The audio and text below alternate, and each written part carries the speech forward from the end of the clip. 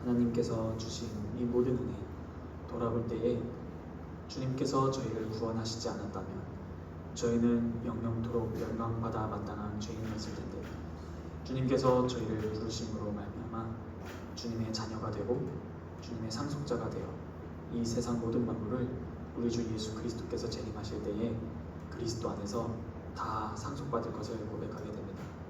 하나님, 이러한 모든 축복을 주신 게 너무나 귀하고 감사한 일인데 그에 반해 저희의 삶을 돌아보기를 시작합니다. 주님, 저희는 얼마나 죄인입니까? 주님께서 베푸신 은혜를 감사한 줄도 모르고 청맹관이와 같이 앞길을 모르며 당장 주님께서 나와 동행하신다는 사실도 믿지 못하고 여전히 이 세상에 살면서 당장의 나의 삶과 생명을 지탱하고 유지하는 것은 내 눈앞에 있는 돈이고 내게 있는 모든 재력이며 무엇보다 내가 어디에 들어갔는지 어디에 소속됐는지 직장과 여러 가지 것들이 저희의 모든 삶을 옥죄는 것처럼 생각하기도 합니다. 하나님, 그러나 주님께서 말씀하시기를 생사와 화복의 주관자가 주님이심을 주님께서 가르쳐 주셨고 무엇보다 이 세상을 살아갈 때에 무엇을 먹을까, 무엇을 마실까, 무엇을 입을까 염려하지 말라고 하신 분이 바로 우리를 구원하신 주님이신데 오히려 주님께서는 저희에게 오직 그의 나라와 의를 구하면 너희들이 이 땅에서 살아갈 때에 필요한 것들을 다 공급해 주겠다라고 약속해 주셨습니다. 주님, 저희가 믿지 못하는 것이 무엇입니까? 저희의 믿음이 너무 약한 것입니까? 아니면 주님에 대해서 마땅히 알지 못해서 무엇을 믿을지를 모르는 것입니까? 하나님, 항상 주 앞에 겸손히 나와서 겸비한 마음으로 낮아진 마음으로 주님 말씀하소서 듣겠나이다. 주님, 단순히 듣는 걸 넘어서 그것을 가르쳐 주셨을 때에 행할 수 있는 힘, 저희 안에 내주하시는 성령 하나님을 쫓아 행할 수 있도록 저에게 굳은 결심 또한 허락해달라고 날마다 기도할 뿐입니다. 주님, 저희는 죄인입니다. 저희를 용서하시사 주님의 크신 은혜 가운데 거하며 날마다 주님과 동행하는 그로 말미암아 주님께 기쁨을 드리는 주님의 합당한 아들, 딸들 되기 원합니다. 하나님, 저희가 주님의 말씀에 대해서 얼마나 깊이 합니까? 우리가 이 세상을 살아갈 때에 주님 주일의 이 말씀 짧은 이 1시간도 안 되는 시간으로 저희의 한 주일의 시간을 지탱하기가 너무 버겁습니다. 주님, 내일부터 시작되는 한 주를 바라볼 때에 얼마나 무겁고 그 24시간이라는 시간이 204시간처럼 느껴지는 정말 너무나 하루하루가 고단한 삶을 걸어가게 됩니다. 그런데 그 고단한 삶이 단순히 내 일이 힘들다, 인간관계가 힘들다, 그걸 뛰어넘어서 내가 지금 제대로 하나님의 뜻대로 살고 있는 건가, 아니면 그냥 이 세상 사람들과 별반 다를 바 없이 흘러가는 물결 따라서 살아가고 있는 것인가 돌아볼 때에 비참함을 더욱더 느끼게 됩니다. 그러므로 주님, 이 주일이 얼마나 귀하고 교회에서 선포되는 말씀이 얼마나 귀한지요, 단순히 주일뿐 아니라 저희의 모든 일생이 주님의 말씀을 간절히 간구하게 하시고 저희의 모든 심령이 주님께 집중되어서 날마다 주님과 동행하는 것을 간절히 추구하는 저희 모두가 될 수 있도록 허락하여 주시옵소서. 무엇보다 주님께서 저희를 가르쳐 주시고 양육해 주시니 감사합니다. 이 시간 저희 청년부가 드리는 이 예배도 주께서 기뻐 받아주시기를 구할 뿐이고 또한 이 자리에 성령 하나님이 역사하사 저희 모두가 주의 말씀을 듣고 순종하겠다는 마음으로 결단하여 주 앞에 설 수 있도록 허락하여 주시옵소서. 주님께서 저희의 예배를 받아주실 것을 간절히 바라옵고 원하옵고 믿사오며 이 모든 말씀을 살아서 역사하시는 우리 주 예수 그리스도의 이름으로 감사하며 기도합니다. 아멘. 다 함께 시편 찬송 시편 119편 33절로 40절 237페이지 찬양하겠습니다.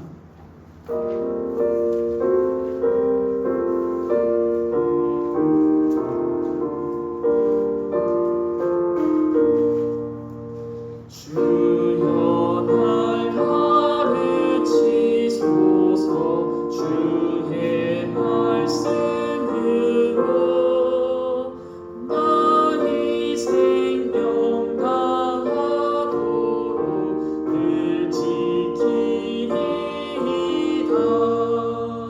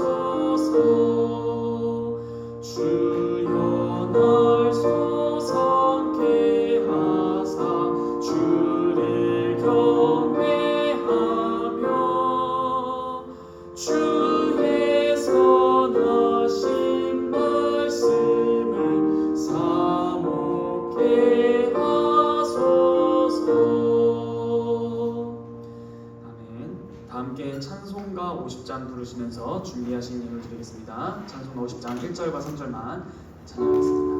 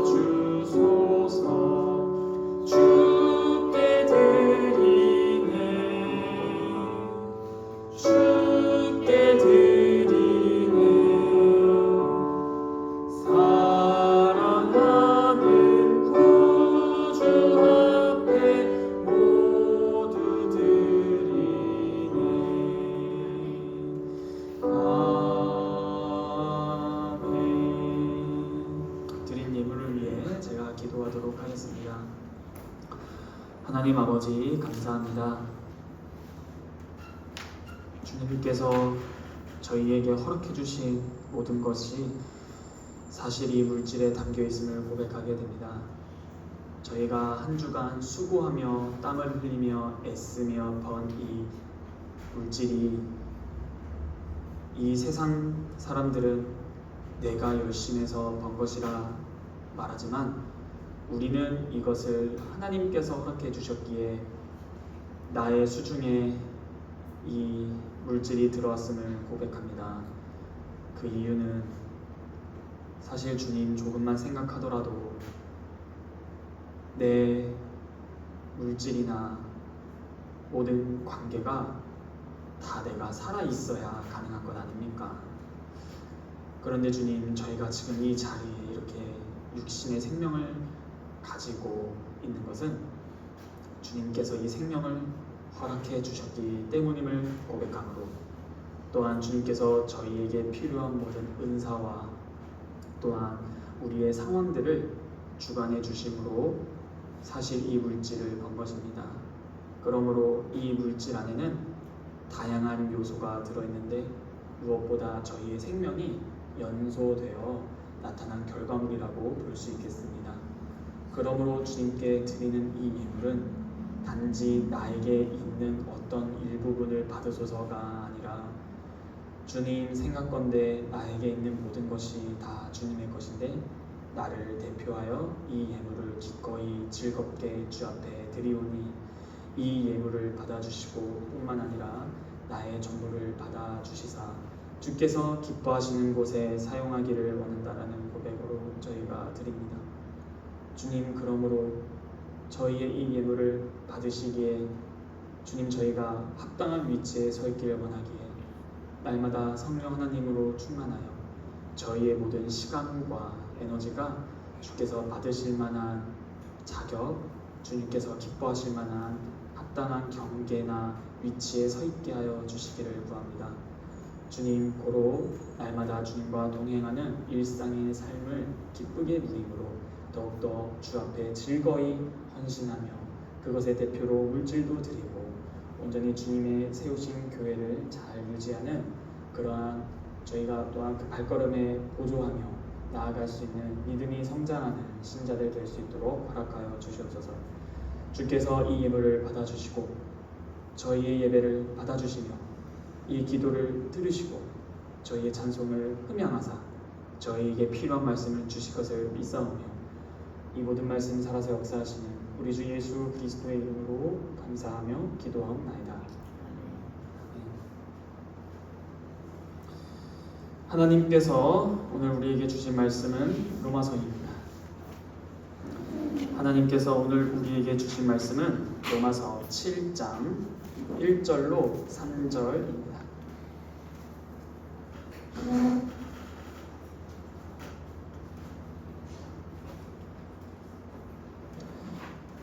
로마서 7장 1절로 3절입니다.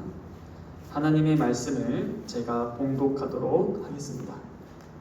형제들아, 내가 법 아는 자들에게 말하노니 너희는 그 법이 사람이 살 동안만 그를 주관하는 줄 알지 못하느냐? 남편 있는 여인이 그 남편 생전에는 법으로 그에게 매인 바 되나 만일 그 남편이 죽으면 남편의 법에서 벗어나느니라. 그러므로 만일 그 남편 생전에 다른 남자에게 가면 음녀라. 그러나 만일 남편이 죽으면 그 법에서 자유롭게 되나니 다른 남자에게 갈지라도 음녀가 되지 아니하느니라. 아멘. 우리는 현재 기도에 대해서 배우고 있습니다. 저번 주에 마태복음 6장 5절에서 6절 말씀을 들었는데요. 회당과 큰 거리 어귀에서 예수님께서는 기도하지 말라고 하셨고 오히려 골방에 들어가서 기도하라고 하셨습니다. 막연하게 골방에 가서 기도해라가 아니라 그곳에서 그 장소의 특징 속에서 누구에게? 바로 은밀한 중에 계시는 아버지께 기도하라고 했습니다. 우리는 아버지께 기도합니다. 우리가 하나님을 아버지라고 부를 때 우리는 자연스럽게 승인하고 시인하는 것이 나는 당신의 자녀입니다 라는 뜻입니다. 그렇다면 성경에서 말하는 하나님 아버지의 자녀됨은 무엇을 말한다고 했느냐 하면 바로 상속자다라는 것이었습니다. 상속자는 당연히 무엇을 받는 것이죠. 그럼 우리가 무엇을 상속할 것입니까? 바로 예수 그리스도 안에서 모든 이 만물을 상속받을 것입니다. 정확히 말씀드리면 그리스도께서 재림하시고 최후의 심판이 일어난 후 새 하늘과 새 땅을 상속받는다라는 것입니다. 그러므로 이미 모든 것을 완성하신 예수님께서 재림하실 때 우리도 함께 하나님의 자녀로서 모든 것을 상속받을 것입니다. 이 세상에서도 훌륭한 기업을 경영하는 아버지를 둔 자녀들은 흔히 말하는 다이아몬드 수저들은 그 기업을 물려받기 합당한 훈련을 받습니다. 즉 위대한 기업을 경영하시는 회장이신 아버지가 과연 이 기업을 어떤 목적과 방향과 목표를 향해 나아가는지, 과연 그 목표를 향해 나아갈 때에 효과적으로 그 일을 이루는 수단과 방법은 무엇인지, 그 일을 이루기 위해 필요한 현재의 능력은, 필요한 것은 무엇인지 등등, 이것이 아버지의 관심사인 동시에 자녀의 관심사입니다. 자녀의 관심사는 다른 것이 아니라 그 기업에 있게 되는 것이죠. 그러므로 그 자녀의 관심사는 그 큰 경영을 이루시는 아버지의 뜻에 있게 되는 것입니다. 고로 자녀는 아버지가 무엇을 원하시고 무엇을 이루시고자 하고 무엇을 완성하시고자 하시는지를 자녀들은 연구하고 배우게 되는 것입니다. 그러므로 자녀는 집에서 아버지께서 경영하시는 방향이 무엇입니까? 아버지께서 기뻐하시는 것은 무엇입니까? 아버지께서 저에게 요구하시고 원하시는 것은 무엇입니까? 등등을 묻고 찾기 시작하는 것입니다. 그러므로 이게 우리 입장에서는 기도입니다. 이렇게 아버지라는 기도 안에 담긴 이 호칭은 자녀라는 인식과 상속자라는 인식이 바르게 잡힌 터 위에서 아버지라고 부를 수 있는 것입니다. 그리고 우리는 자녀로서 아버지의 기쁨이 되어야 하는데요. 우리가 예배 후에 배우고 있는 웨스트민스터 솔비문답 제1문, 인간의 제일 되는 목적은 무엇입니까? 라고 묻고 답이 무엇이죠? 하나님을 영화롭게 하고 그를 영원토록 즐거워하는 것입니다 라고 우리가 배웠습니다. 그러므로 우리 인생의 목적이 뭡니까? 하나님 아버지를 영광, 또한 그 아버지를 기뻐하는 것입니다. 그 아버지의 그러면 그 뜻, 아버지께 영광 돌리는 방법, 아버지께서 기뻐하시는 것, 그게 어디 나타나 있습니까? 바로 성경에 나타나 있는 것이고, 그것을 우리는 계시라고 배웠습니다. 여러분, 이 계시라는 말이 너무 중요한 거 아십니까? 우리는 하나님께 기쁨을 올려드리길 원하죠? 네, 대답해 주셔서 감사해요. 그냥 수사학적 질문이었는데 대답해 주셔서 감사합니다. 좋아요. 5달란트. 저희 달란트 제도가 있거든요. 5달란트. 10만 달란트 모으시면 저 찾아오시면 돼요. 농담이고요. 자, 뭘 말하고자 하냐면 구약을 보면 하나님께서 제사해라 라고만 말씀하시나요? 그러면 어떻게 하죠? 그렇죠. 구체적인 방법을 가르쳐 주시죠. 만약 그 구체적인 방법대로 하지 않으면 어떻게 될까요? 여러분, 레위 지파가 제사장 계열이잖아요. 그 레위 지파 안에서 누가 대제사장이 되죠?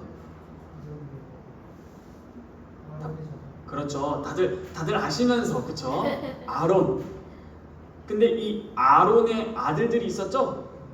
레위기 10장에서 아론의 두 아들 누구죠? 자, 이렇게 저만 말하면 여러분들이 안 되니까, 자, 성경책 다들 있으시니까 잠깐 찾아봅시다. 여기서 이렇게 스톱될 줄 몰랐어요. 레위기 10장입니다.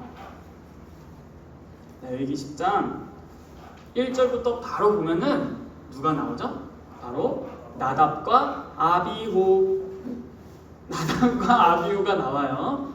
그런데 레위기 1장 1절부터 9장 마지막 절까지 어떻게 제사하고 어떻게 하고 다 알려주시는데 10장에 들어가자마자 어떤 장면이 나오냐면 읽겠습니다. 아론의 아들, 그럼 누구죠? 제사장들입니다.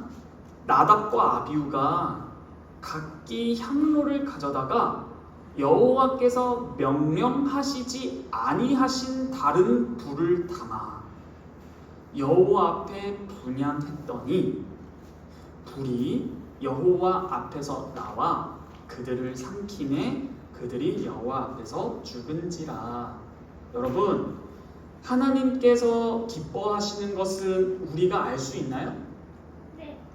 네, 어떻게 알 수 있죠? 하나님을 잘 예배하고 섬기고 이웃을 사랑했어요. 오, 방금 자매님께서 말씀해주신 포인트가 다 맞는데요. 그 앞에 항상 뭐가 붙는지 아세요? 잘 예배하고 잘하면 됩니다. 그런데 우리의 마음이 진심이잖아요. 하나님을 사랑하고 하나님께 기쁨을 이 진심인데 성경은 뭐라 말하느냐 하면 잘이 아니라 내가 너한테 명령한 대로 해라 합니다. 그렇죠. 제가 질문 드려볼게요. 여러분, 하나님께서 기뻐하시는 뜻은 회중, 성도들이 회의해서 아는 건가요? 아니에요. 좋은 예시 드려볼게요. 여러분들은 2박 3일 동안 회의하셔서 제가 가장 좋아하는 것과 가장 싫어하는 것을 알아보시면 됩니다. 2박 3일 동안 회의해보셔서 제가 무엇을 가장 좋아하는지 무엇을 가장 싫어하는지를 정하시면 돼요. 돼요? 불가능하죠? 자, 이게 무슨 말일까요? 여러분, 우리는 예배를 할 때 우리의 감정이 뜨거워지거나 우리가 보기에 괜찮아 보이는 것으로 예배하는 게 아닙니다. 아무리 인간이 회의를 집단지성을 활용해서 주님께서 기뻐하시는 것은 이것이다라고 한들 그것이 하나님께서 계시해 주신 방법대로 하지 아니하면 받지 아니하실 뿐만 아니라 가증스럽고 오히려 레위기 10장에서는 죽음에까지 이릅니다. 그러므로 이것은 잘하면 되죠가 아닙니다. 이처럼 하나님께서 기뻐하시는 것은 우리가 생각하기에 혹은 우리가 느끼기에가 아니라 하나님이 계시해 주신 대로입니다. 그럼 그걸 어떻게 하느냐? 성경을 통해서 알 수 있고 우리의 장로교 표준 문서인 웨스트민스터 신앙고백서를 통해서 아는 겁니다. 이거에 대해서 차츰차츰 나중에 더 알아보기로 하는데요. 여러분들은 지금 이왕 잠깐 말씀드리겠습니다. 우리가 찬송을 어떤 걸로 하죠? 시편 찬송. 이 시편 찬송을 왜 하는지 궁금하실 수 있으세요, 그렇죠? 그런데 우리 웨스트민스터 총회가 문서를 작성했을 때 총 5개를 작성합니다. 그 중에 우리가 뭘 배우고 있죠? 소요리 문답을 배우고 있고, 제가 매일 가끔 바쁨으로 인해서 못 보내드릴 때도 있지만 신앙 고백서를 보내드려요. 그럼 몇 개 남았죠? 3개 남았어요. 그게 뭐냐면 대요리 문답. 그래서 이 3가지가 신앙 고백서 소 대요리 문답이 있어요. 2개가 뭘까요?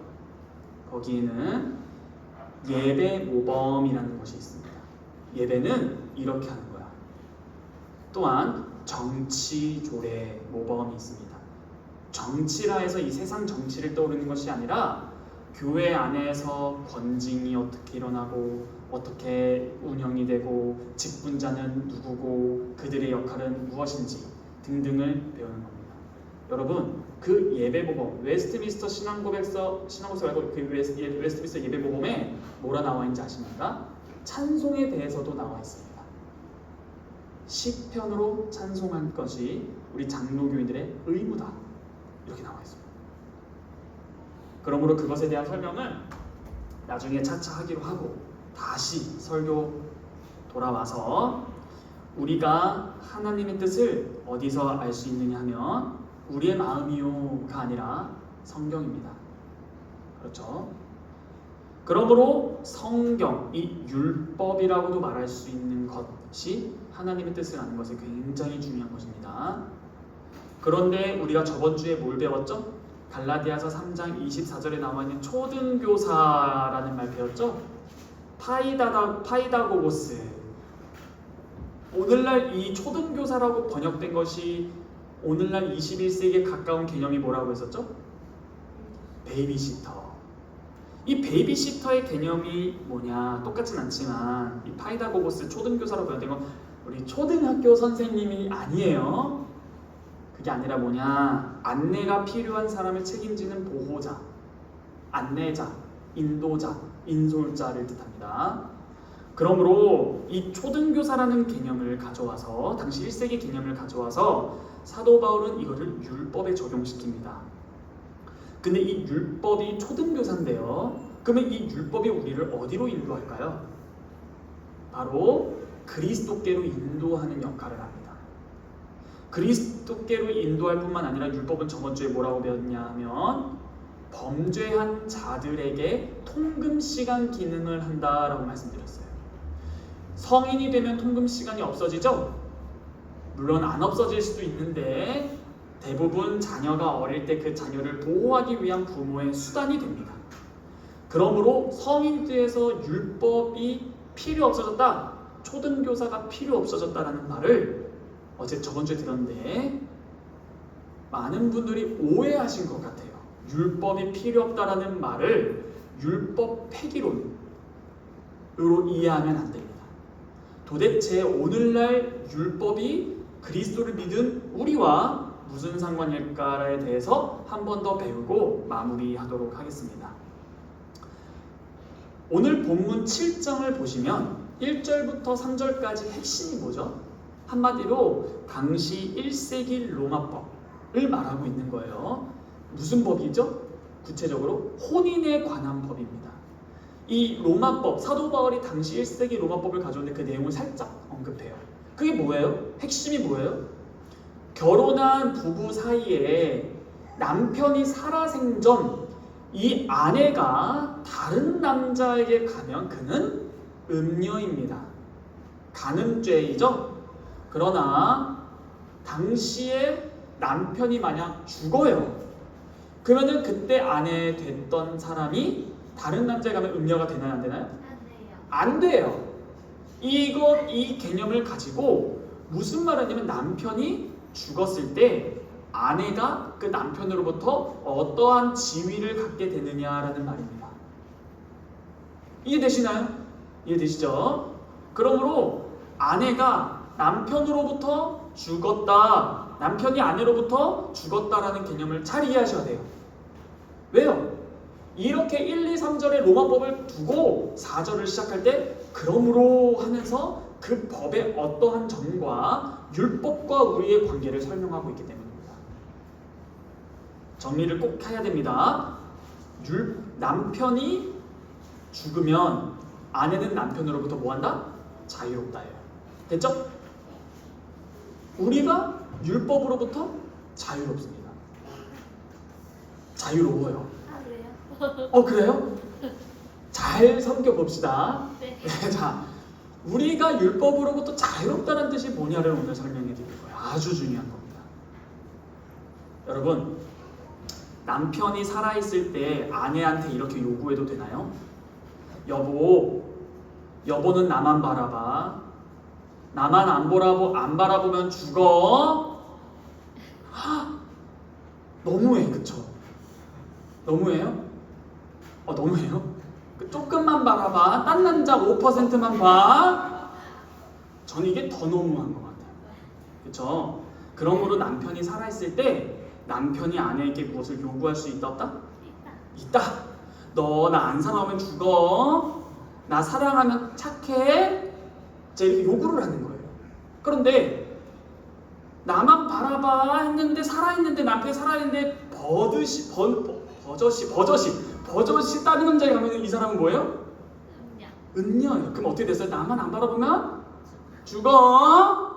쌩. 이게 아니지만 이렇게 그 관계가 있다라는 거예요. 그쵸?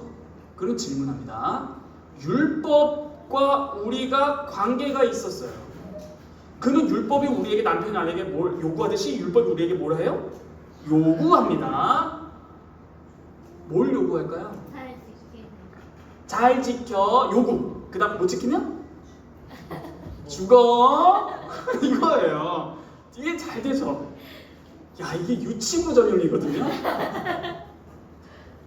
잘 지켜. 못 지키면 죽어. 그러면 만약 잘 지키면 방금 남편은 착해 했듯이 잘 지키면 뭐 해줘요? 다 지키면은 생명을 줄게 이거예요. 그러므로 율법이 우리에게 요구하는 건 두 가지입니다. 뭐라고요? 지켜라. 하나 지켜라. 못 지켰을 때 아내 된 사람이 못 지켰을 때 어떻게 된다? 죽다. 그 다음 지키면 어떻게 된다? 산다. 이 요구를 하는 거예요. 그런데 남편이 죽었어요. 그러면 남편이 나 사랑해야 돼 라는 그 요구로부터 아내는 어떻게 된다? 자유로워진다. 그러므로 다른 남자에게 가도 죄다 아니다? 아니다. 그러므로 우리가 율법으로부터 죽었다는 말은 뭐예요? 율법이 우리에게 너 율법 하나라도 안 지키면 죽어가 효력이 없어지고 너 이거 다 지켜야 생명 얻어 효력 없어집니다. 이해되셨죠? 그러므로 우리가 율법을 지키면 지옥 간다 안 간다? 네 하셨잖아요. 안 지키면 어떻게 된다고요? 안 지켜도 죽어. 자, 혼돈이 오기 시작하는 것 같아요. 너무 쉬운 건데 이걸 혼돈하면 안 돼요. 율법이 우리에게 요구하는 건 두 가지입니다. 지켜라. 하나의 안에서 그게 뭐예요? 죽는다 산다예요. 근데 그 율법의 요구로도 우리가 죽었다라는 거예요. 그렇죠? 그러면 우리가 그 율법을 안 지켰을 때 죽어요, 안 죽어요? 안 죽어요. 그럼 율법을 우리가 지키는 이유는 생명을 얻고자 지키는 거예요? 아니에요. 근데 율법을 지켜야 돼요, 안 지켜야 돼요? 지켜야 돼요. 이 개념입니다. 그래서 저번 주에 이 율법을 어떻게 지키는데요를 설명하는 건데 이 율법에 대해서 오늘 설명할 거예요. 자, 오늘은 이 로마서 원래 로마서 7장 1절부터 마지막 절까지 다 읽었었어야 되는데 1절부터 3절까지 읽고 4절부터 차근차근 제가 해석해 드릴 거예요. 로마서 7장 여행으로 한번 떠나봅시다. 안전벨트 단단히 매시고. 자, 4절입니다. 로마서 7장 1절로 3절을 이해한 배경으로 읽으라라는 거예요. 그러므로 내 형제들아, 너희도 그리스도의 몸으로 말미암아 율법에 대하여 죽임을 당하였으니 이는 다름이 곧 죽은 자 가운데서 살아나신 이에게 가서 우리가 하나님을 위하여 열매를 맺게 하려 함이라. 자, 뭐로 말미암아 죽었어요? 그리스도의 몸으로 말미암아 율법에 대해서 죽었어요. 형제, 율법이 뭘 요구한다고 했었죠? 지켜라. 못 지키면 죽는다. 다 지키면 산다예요. 근데 그 율법의 요구를 그리스도께서 이루셨다라는 거예요. 그러므로 그리스도의 몸으로 말미암아라는 말이 뭐냐 하면 몸으로 말미암아 율법에 대해서 죽임을 당했대요. 예수 그리스도께서 죽으셨죠. 어디서? 십자가에서. 왜? 우리의 죄 때문에. 근데 그 우리의 죄가 어디서 생긴 거예요? 하나님의 율법을 어김으로. 그쵸? 그러므로 우리의 죄를 대신 지심으로 대속하심으로 율법이 우리에게 요구하는 못 지키면 죽어가 해방. 됐죠? 그 다음 4절이 아직 안 끝났죠? 이는 다름이 곧 죽은 자 가운데 살아나시니 누구죠? 예수님이에요. 예수님께서 죽은 자 가운데서 지금 무덤에서 부활하셨죠? 영생입니다.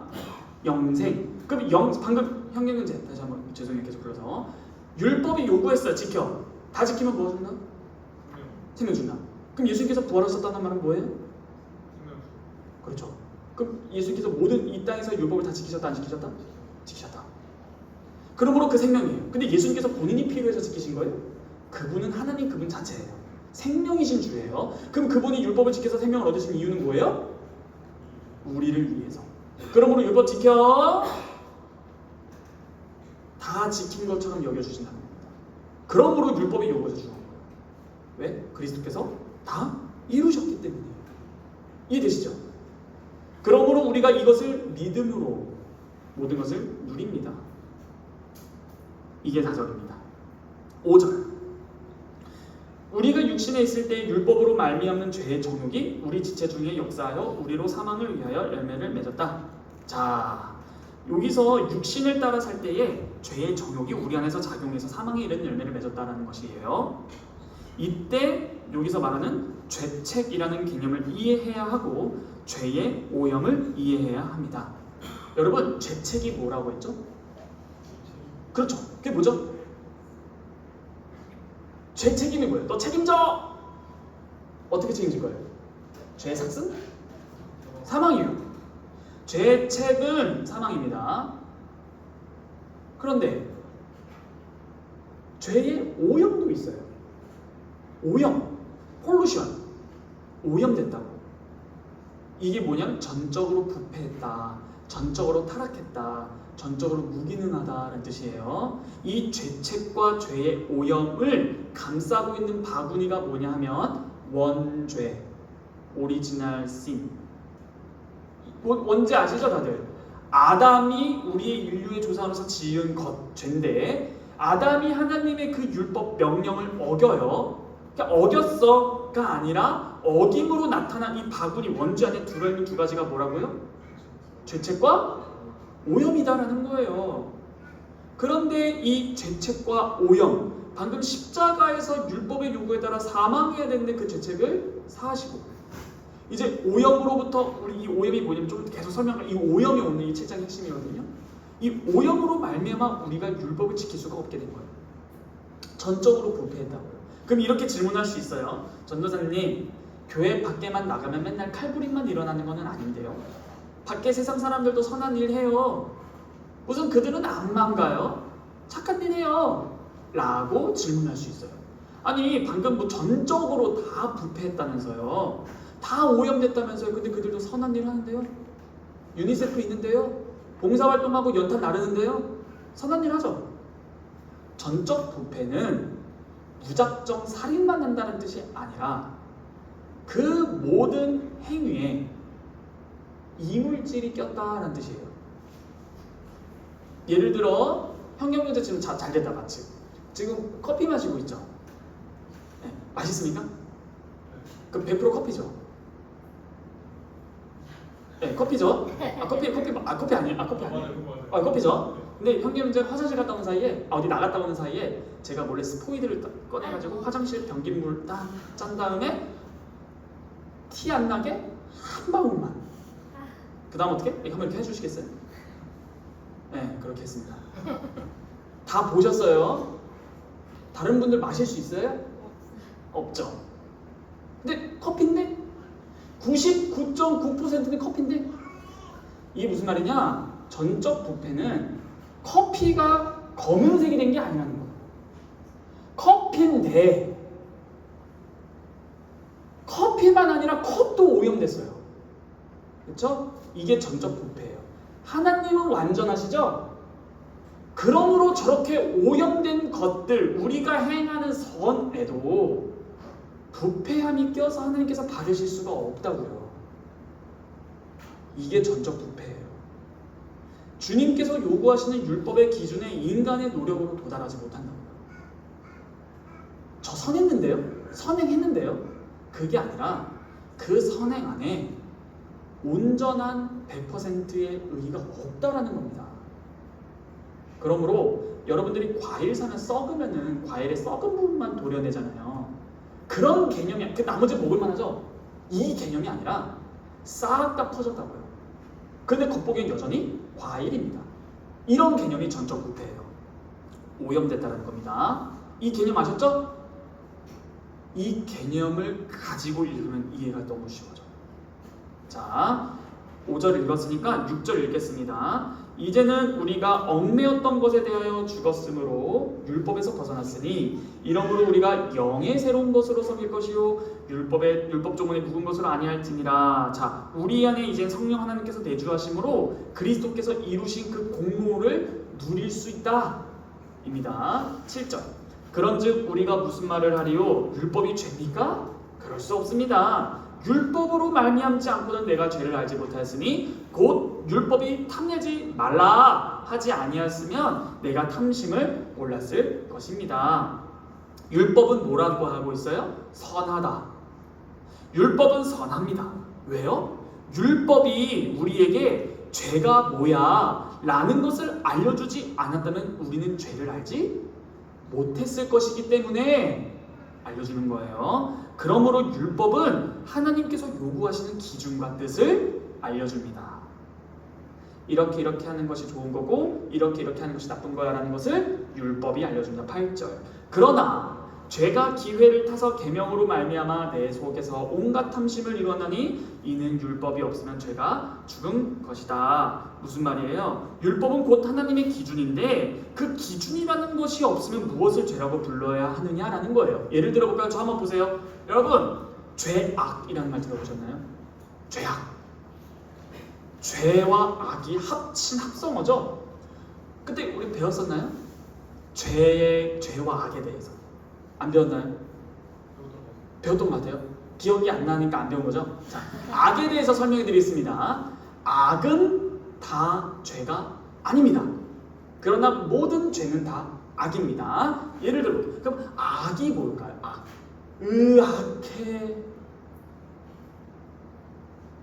악의 정의는 결핍입니다. 결핍은 어느 때 써요? 완전한 상태에서 무엇인가 없을 때. 자, 예를 들어 제가 여기서 80원을 딱 들고 있어요. 이 80원은 뭐예요? 그냥 80원, 돈 80원이죠? 80원이 죄예요, 악이에요? 둘 다 아니에요. 고민하실 필요 없어요. 근데 만약 100원이라는 기준이 있어요. 그럼 80원은 100원에 20원이 모자라죠. 그걸 뭐라고요? 결핍이라고 하는 거예요. 그걸 악이라고 하는 겁니다. 됐죠? 예를 들어 서영이가 운전하고 있어요. 부릉부릉. 근데 너무 신난 나머지 브레이크 안 하고 빵 박았어요. 범퍼가 날아갔습니다. 이것도 원래 차량의 형태의 온전한 상태가 있었는데 결손이 생겼죠. 그럼 물리적 악입니다. 이해되시죠? 악은 결핍이에요. 그런데 서영이가 운전하고 가다가 차가 찌그러진 걸 보고 죄지었다라고 합니다. 어이가 없네, 그쵸? 아니에요. 죄예요, 아니에요? 차가 찌그러진 게 악이고 결핍인데 그게 차가 찌그러진 게 죄예요? 죄 아니에요. 그러므로 악은 결핍인데 모든 악이 죄는 아니겠구나라는 것이 나오고, 그러면 결핍이라는데 무슨 악이 죄가? 바로 도덕적인 악이 죄입니다. 무엇이 결핍이 있느냐라는 것을 따지려면 무엇이 있어야 되는 거예요? 기준이 있어야 돼요. 그냥 80원 자체만 있으면 80원인데 100원이라는 기준이 생기자마자 80원은 결핍이 됩니다. 그렇죠? 그러므로 이 도덕적이라는 것, 하나님의 율법인 말씀이 기준이 됩니다. 이래라 저래라 하죠? 그럼 그걸 못하면 뭐가 되는 거예요? 결핍. 근데 어떤 결핍이에요? 도덕적인, 윤리적 결핍이 생겨요. 살인하지 마라. 형제를 미워하는 자마다 살인하는 것이다. 그러면은 뭐예요? 도덕적 악이에요. 이것은 뭐예요? 죄입니다. 그러므로 도덕적 악은 죄예요. 그러므로 모든 죄는 악이다라고 말할 수 있지만 모든 악은 죄라고 말할 수 없다는 말을 드리는 거예요. 그렇죠? 그러므로 이러한 개념이 굉장히 중요합니다. 이런 도덕적 악, 곧 죄. 이 도덕적 악으로부터 죄가 나오는데 이 본문을 보면 율법이 우리의 기준이 되어서 죄가 무엇인지를 알려준다라는 게 8절인 거예요. 그러므로 우리에게 기준이 생겼는데 그 기준이 율법이라는 겁니다. 그 다음 19절. 전에 율법을 깨닫지 못했을 때는 내가 살았더니 계명이 이름에 죄는 살아나고 나는 죽었도다. 자, 이게 무슨 말이냐? 율법이 있기 전, 즉 기준이 있기 전에 없었을 때, 80원, 100원이 없었을 때는 그냥 죽니 사니 할 필요 없잖아요. 그런데 기준이 생겨버렸네? 그러므로 내가 죽었다라는 거예요. 그렇죠? 그 다음 10절. 생명에 이르게 할 계명. 너무 중요합니다. 방금 율법이 우리에게 뭘 요구한다 했죠? 지켜라. 만약 다 지켰을 때 뭐 준다고? 생명에 이르게 할 그 계명이 내게 대하여 도리어 사망에 이르게 하는 것이 되었도다. 지켜라. 뭐 지키면 뭐 한다? 이게 10절이에요. 이해되시죠? 그러므로 이 10절은 율법의 기준을 충족시키시 생명을 어길 시 사망을 말하는 겁니다. 11절입니다. 죄가 기회를 타서 계명으로 말미암아 나를 속이고 그것으로 나를 죽였다. 즉 율법이 나를 죽였다라고 말하는 거예요. 왜요? 어겼으니까요.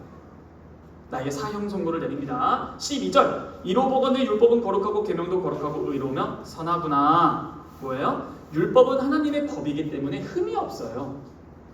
거룩하고 선하고 의롭고 완전합니다.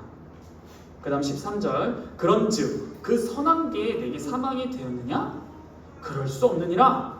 오직 죄가 죄로 드러나기 위하여 선한 그것으로 말미암아 나를 죽게 만들었으니 이는 계명으로 말미암아 죄로 심히 죄되게 하려 함이라. 무슨 말이에요? 율법은 우리를 죽이기 위해서 하나님께서 주셨냐? 아니다라는 거예요. 그건 뭐예요? 율법은 의와 죄의 기준이 되므로 율법을 통해서 하나님의 선하신 뜻을 가르쳐 주는 거예요. 14절. 우리가 율법은 신령한 줄 알거니와 나는 육신에 속하여 죄 아래 팔렸다. 이게 무슨 말이에요? 율법은 선하다라고 시인해버려요. 무슨 말이에요? 율법은 선합니다. 근데 뭐가 악해요? 내가 악합니다. 나는 육신, 여기서 말하는 이 육신이라는 말이 굉장히 중요해요. 이 육신을 잘 기억하시기를 바랍니다. 15절. 내가 행하는 것을 내가 알지 못하노니 곧 내가 원하는 것은 행하지 아니하고 도리어 미워하는 것을 행한다. 자, 이게 뭐예요? 15절과 16절을 한번 같이 읽어볼게요. 16절 제가 읽어볼게요. 함께 생각해볼게요. 16절. 만일 내가 원하지 아니하는 그것을 행하면 내가 이로써 율법이 선한 것을 시인한다. 자, 15, 16절이 무슨 뜻이냐? 율법에 비추어 보면 무엇이 선한 것인지 무엇이 악한 것인지를 다 알 수 있다 없다? 알 수 있다. 있는데 어떻게 철민 형제님 율법이 말하는 건 다 선한 거 고백하십니까? 믿습니까? 율법이 선하죠. 옳고 그름을 정확하게 알려주잖아요. 그러면은 그대로 해야겠네요. 근데 15절에 뭐라 나와요? 곧 내가 원하는 것. 그게 뭐예요? 선한 것이죠. 내가 원하는 것은 행치 아니고 도리어 미워하는 것을 행하고 있대요. 이 16절에 그래서 뭐라 해요? 만일 내가 원하지 아니하는 것을 행하면 내가 이로써 율법이 선한 것을 시인하는, 이 말이 무슨 말이냐면요, 율법이 선하다고 시인하는 방법 중 하나가 뭐예요? 내가 그것을 하기를 원한다는 뜻이에요. 이 말이 무슨 말이라고요? 율법이 선한 것을 시인한다는 말이 뭐예요?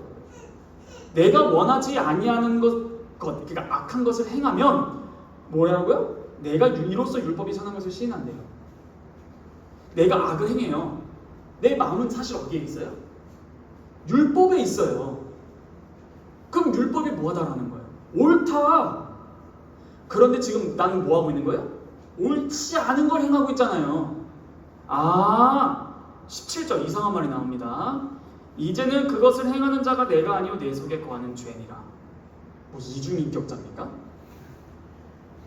뭐라고요? 율법이 이젠 선해요. 행해야 돼요? 안 해야 돼요? 행해야 돼요. 여러분 행하시죠? 선하잖아요. 좋은 거잖아요. 아름답잖아요. 그런데 우리가 뭘 하고 있다고요? 율법과 반대되는 행동을 계속해요. 예를 들어볼까요? 이웃의 사랑해라. 꼴도 보기 싫은 게 이웃이야. 그러므로 그 꼴도 보기 싫은 이웃을 미워하는 마음으로 말미암아 역설적으로 율법이 선하다라는 걸 시인한다는 거예요. 왜요? 내 마음도 그것을 원하고 있거든. 근데 왜 내가 이런 나쁜 짓을 행하지? 내 속에 거하는 죄가 행하는 거야. 그러면 나는 잘못이 없다라는 거예요? 자, 18절. 내 속, 곧 내 육신에 선한 것이 거하지 아니하는 줄 아노니 원함은 내게 있으나 선을 행하는 것은 없다. 뭐예요? 육신, 곧 죄가 있기에 나에게 원함은 있으나 내가 그것을 행할 수가 없구나. 나 정말 그거 하고 싶은데 안 된다. 19절. 내가 원하는 바 선은 행하지 아니하고 도리어 원하지 아니하는 바 악을 행하는 도다. 20절. 만일 내가 원하지 아니하는 그것을 하면 이를 행하는 자가 내가 아니고 내 속에 거하는 죄야. 우와. 21절. 내가 하나 깨달았다. 미쳤다. 와 대박. 곧 선을 행하기 원하는 나에게 악이 함께 있네. 22절. 오호. 내 속사람으로는 하나님의 법을 즐거워하되 23절. 내 지체 속에 다른 법이 내 마음의 법과 싸워 내 지체 속에는 죄의 법으로 나를 사로잡는 것을 보는도다. 24절. 탄식합니다. 오호라. 난 공고한 사람이로다. 망했다. 이 사망의 몸에서 누가 나를 건져낼까? 25절. 우리 주 예수 그리스도로 말미암아 하나님께 감사합니다. 그런즉 내 자신이 마음으로는 하나님의 법을 육신으로는 죄의 법을 섬깁니다. 여기까지. 수고하셨습니다. 우리와의 율법의 관계에서 한 줄로 정리하면 율법은 선하다. 율법은 지켜야 한다. 그러나 나는 악하다. 그러므로 선한 것을 행하지 아니고 도리어 악한 것을 한다. 이게 나고 여러분들이 이걸 읽으면은 내 얘기인가? 라는 생각이 드는 게 정상이에요. 난데? 소름 끼쳐. 사도 바울 어떻게 알았지? 이게 우리에게 최악인 게 뭔지 아세요? 하나님께서 기뻐하시는 것을 행할 수 없는 존재가 됐다. 그런데 그거 아세요? 이게 바로 사도의 증상이에요. 사도도 그리스도를 믿었거든요. 구원을 받았거든요. 근데 무슨 고백을 하고 있는 거예요? 이야, 진짜 율법 지키는 게 하나님 뜻인데 안 된다. 음란하지 마라. 도전 실패. 미워하지 마라. 도전 실패. 오호라난 공고한 자로다 해요. 근데 방금 이런 말 하면 안 돼요.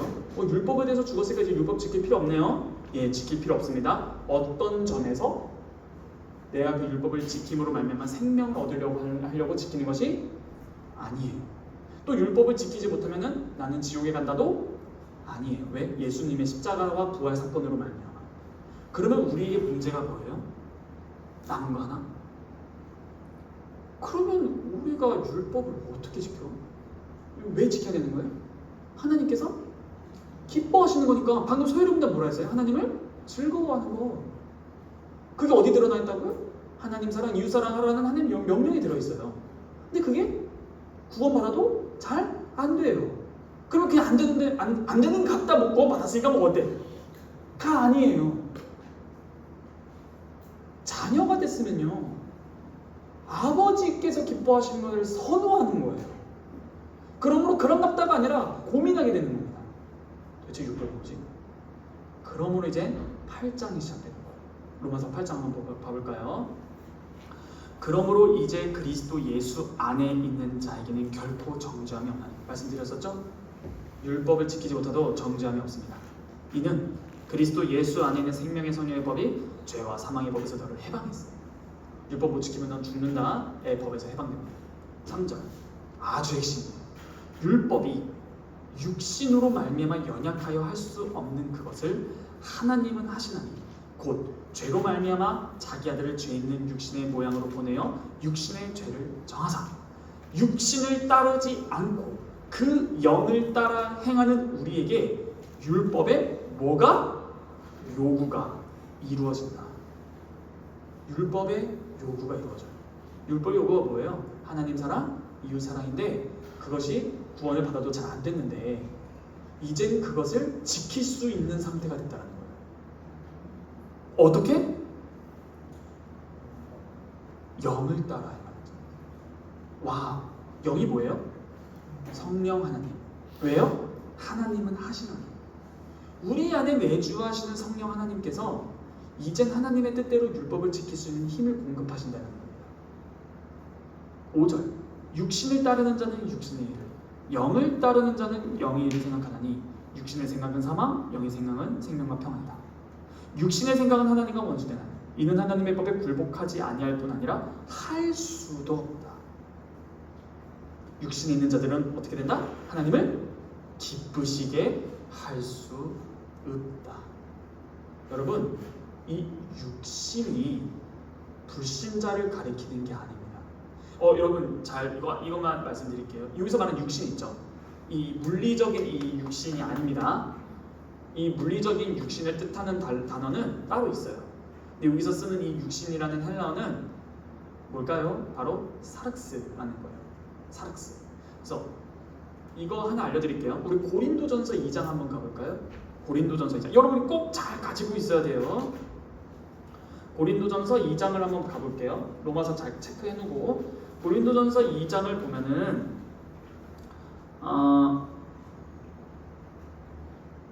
14절 한번 읽어볼게요. 고린도전서 2장 14절. 여기서 무슨 사람이 나오죠? 어디에 속한 사람? 그냥 육이라 나오죠? 이게 푸시케라고 해서 푸시키코스, 그냥 자연인, 우리 이렇게 시키면서 불신자. 이게 육에 속한 사람은 즉 불신자는 하나님의 성령의 일들을 받지 아니하나니 이는 그것이 그것들이 그에게는 어리석게 보이며 또 그는 그것들을 알 수도 없나니 그러한 일은 영적으로 분별한다 라고 말함으로써 불신자들은 하나님의 일들, 성령의 일들을 받지 아니합니다. 여기서 누가 나와요? 육에 속한 사람 나오죠? 근데 방금 로마서에서는 다시 앞으로 가면은 육이에요? 육신이에요? 육신이에요. 그런데 이 육신은 방금 말했던 푸시키코스가 아니라 사르키코스입니다. 그리고 이 육신은 다시 고린도전서 방금 2장 가볼까요? 다시 봐봅시다. 이 육신이란 말이 어디서 나오냐면요 3장 1절.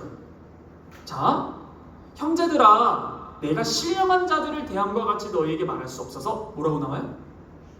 육신에 속한 자. 방금 14절에서는 육에 속한 자.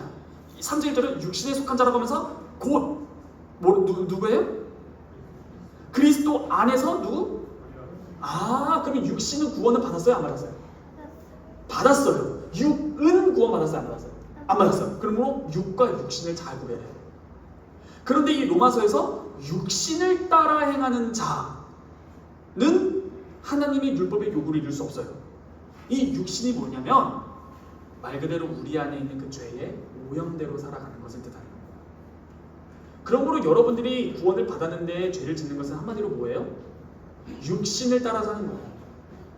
그러면 그 상태에서 우리가 원하는 것은 뭐라고요? 하나님의 법을 따르는 거잖아요. 그 방법이 뭐라고요? 내가 열심히 살아야지가 아니라 유일한 방법이 뭐다? 영을 따라 행할 때. 그러므로 그 영을 따라 행할 때에 율법의 요구가 이루어지는데 바로 이 대조가 놀라운 복음의 사실이다라는 사실입니다. 단순히 예수 믿고 천국 가는 것이 아니라 이제는 하나님을 기쁘시게 할 수 있게 되었다라는 거예요. 우리 안에 성령 하나님이 내주하심으로 그 성령을 따라 행하는 자는 율법대로 살 수 있게 되었다라는 거예요. 물론 100%는 아니에요. 또 넘어질 수 있어요. 그러나 우리가 그냥 넘어지는 건 그냥 자연스러운 거야 라고 인정하면 안 된다는 거예요. 마치 자녀에게 100만 원 줘놓고 사탕도 못 사먹는 존재, 100만 원을 누리지 못한다면 답답한 것처럼 우리에게 성령 하나님이 내주하시는데 그분을 의지함으로 말미암아 하나님을 기쁘시게 할 수 있고 우리를 향한 하나님의 뜻을 이룰 수 있는 것인데 그것을 우리가 누리지 못한다는 것 자체가 복음이 무엇인지를 우리 삶에서 경험할 수가 없는 증상이다라는 거예요. 여러분, 복음을 누리십시오. 그게 무슨 뜻이에요? 복음이 뭐예요? 예수 그리스도십니다. 그럼 그 예수 그리스도를 복음인데 그 안에 구체적으로 우리가 뭐 배웠어요? 복음은 뭐라고 했어요? 실컷 생일 당했잖아요, 저한테. 복음이 뭐예요? 예수님 말했어요. 십자가에서 죽으시고 부활하셨다라는 게 복음이잖아요. 복음이 뭡니까? 예수님입니다. 그럼 예수님 믿는 게 뭡니까? 십자가와 부활을 믿는 겁니다. 그럼 십자가와 부활의 효과와 효능이 뭡니까? 라고 했을 때 죄사함이에요. 그러면 그 죄사함을 우리가 어떻게 누립니까? 믿음으로. 그게 뭐예요? 연합이에요. 그와 연합. 그러면 그 연합을 누가 시켜줘요? 그렇죠. 우리 안에 내주하시는 성령 하나님께서 예수 그리스도께서 이루신 그 모든 공로의 효과를 적용시켜 주신다는 것이 복음을 누리는 것이고 그 복음을 누리는 것은 예수 천국 불신족이 아니라 폴루션, 오염으로부터 해방되어 하나님을 기쁘시게 할 수 있는 상태가 되었다는 거예요. 한마디로 말해서 새 하늘과 새 땅이 임했을 때에 죄를 안 짓고 날마다 주님을 기쁘시게 할 수 있는 그 생활이 있을 거잖아요. 그거를 이 땅에서 할 수 있다. 와.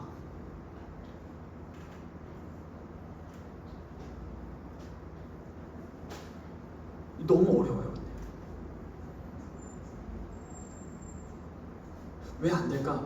너무 많이 고민했던 것 같아요. 저.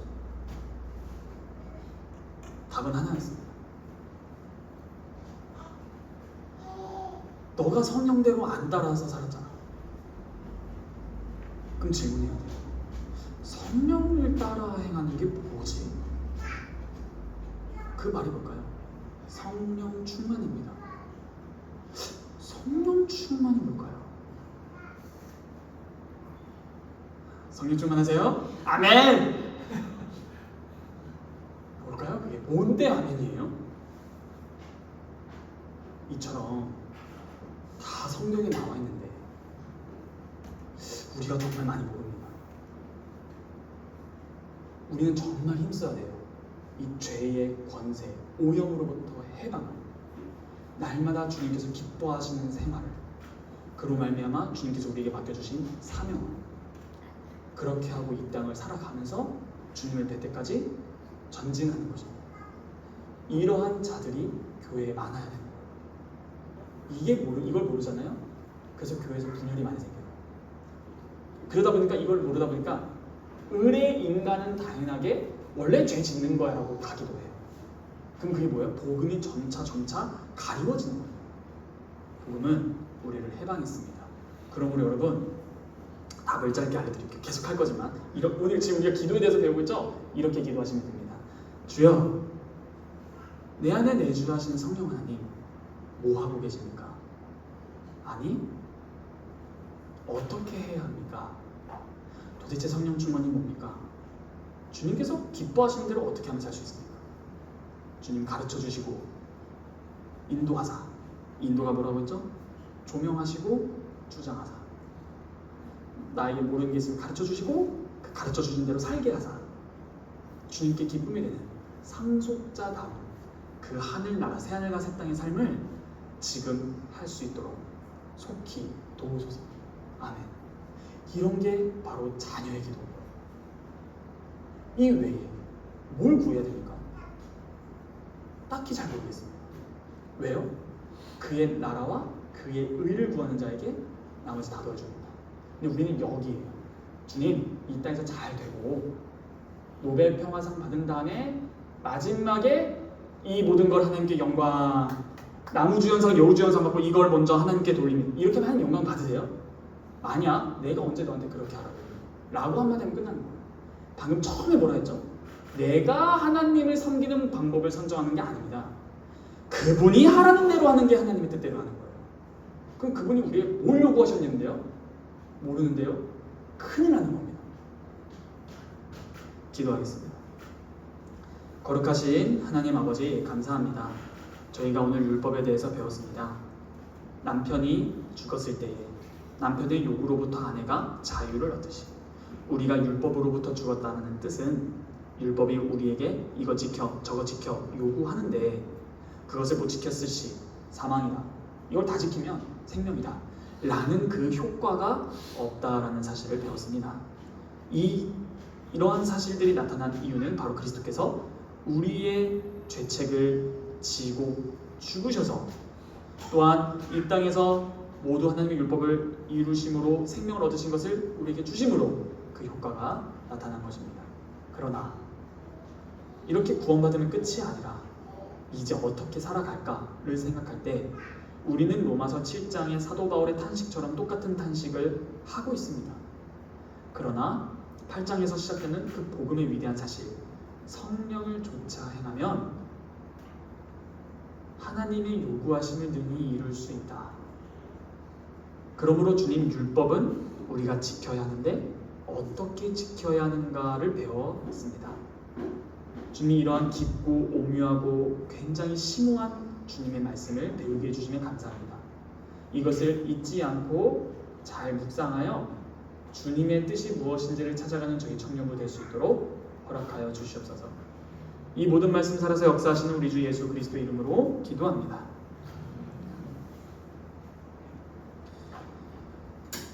다 함께 찬송가 2장 찬송하겠습니다.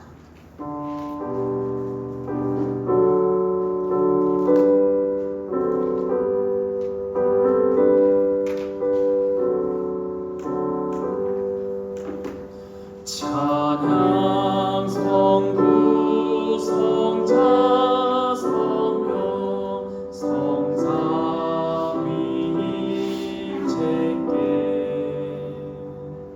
영원 무궁하기까지 영광을 돌리세. 영광을 돌리세. 아멘.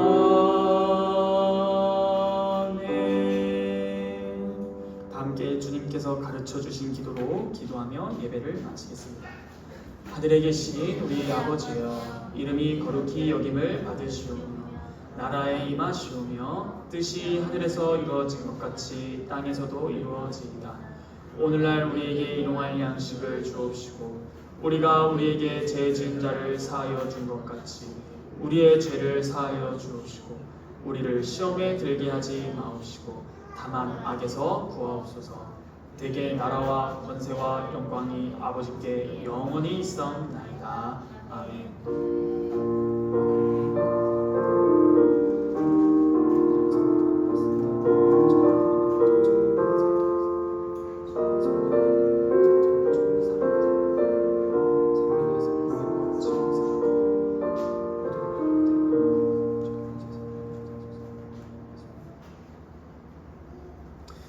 네, 모든 예배 순서를 마쳤습니다. 먼저 광고는 청년부 단톡방에 올려 있는데요. 제가 추가로 좀 말씀드릴 게 있어서 광고 말씀드리도록 하겠습니다. 일단 우선 오늘 새로 오신 정연주 자매님 맞죠? 네, 네, 정연주 자매 너무 환영하고요. 다음 주도 볼 수 있었으면 더 좋겠습니다. 네, 좋습니다. 자, 첫 번째는 우리 지금 진행하고 있듯이 신앙 기초반 진행하고 있습니다. 1시부터 2시까지입니다. 잘 참석 부탁드리고요. 그로 말미암아 우리 예배가 20분 늦춰져서 2시 20분부터 진행합니다. 그리고 이 2시 20분 예배 시작과 마친 동시에 소요리 문답을 진행합니다. 그리고 여러분 원래 추수감사주일이 그 11월인데 한 달 땡겨서 다음 주에 해요. 그래서 그 20일 다음 주 주일이 20일 셋째 주인데 그때 신앙기 초반이 없습니다. 제가 다시 공지를 하겠지만 다음 주는 신앙기 초반이 없어요.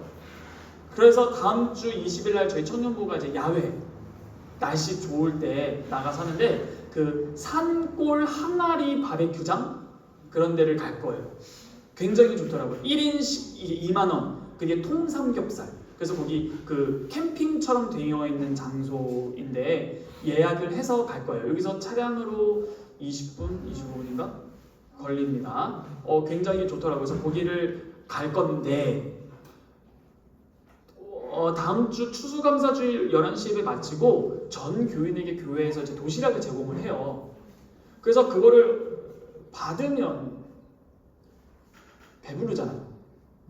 그래서 그냥 받고 개인이 챙겨 가도 되는데 여러분들께 말씀드리고 싶은 건 고기가 아마 상표 고기가 2시간 이용이었죠? 2시간 이용이거든요. 그냥 예배 끝나자마자 바로 가서 거기서 같이 밥을 먹고 그 이후에 이런 예배는 아니지만 짧게 우리 나눔하고 이렇게 할지 아니면 순서를 바꿔서 간단히 도시락 먹고 이런 순서, 청년부 순서 짧게 하고 떠날지 당연히 전자겠죠? 당연한 소리를 뭐 이렇게 길게 장황하게 설명하지. 제 자신이 미워요. 이게 육신입니다. 나 육신 이게 선한 것은 짧게 하는 건데 안 돼요. 하여튼 다음 주는 죄송합니다. 그렇게 하고 그다음 바로 넷째 주는 또 강훈 집사님 때 가는 날이어서 이렇게 연속적으로 될 것 같습니다. 그래서 강훈 집사님 가는 날에는 소요리 문답을 안 하잖아요. 그래서 아마 가자마자 밥 먹고 짧게 근처 카페나 그런 데 가서 할 것은 그냥 예배 이건 안 하고 잠시 건너뛰고 소요리 문답 짧으니까 30분 정도 안으로 하면 좋을 것 같아요. 그래서 그렇게 진행할 예정입니다. 그렇게 아시면 좋겠습니다.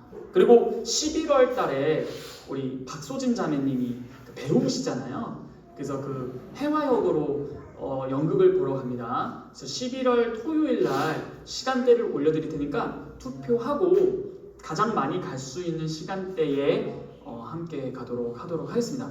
그래서 그거는 그냥 사비로 개인 사비로 진행하고요. 그리고 그 10월 달에 그것도 그 바베큐 우리 다음 주 20일 날 가는 것도 사비를 조금 도와주세요. 이게 인당 통삼겹은 2만 원, 오리고기는 22,000원. 근데 그게 삼겹살만 나온 게 아니라 그 개인 상에 새우, 샐러드 이런 거 다 1인상을 해가지고 구워서 이렇게 먹는 것 같아요. 그래서 그런 데를 한번 알아봤으니까 그렇게 하도록 하겠습니다. 오케이. 질문 없으시죠? 좋습니다. 모든 순서 예배 마치고 예배 마쳤고요. 이제 이 가운데 자리 잘 이렇게 겹쳐서 소요리 문답 하도록 하겠습니다. 네, 수고하셨습니다. 우리 연주자매님 네. 반응 너무 잘해주셔서 힘이 납니다. 아픈 게 싹 났어요.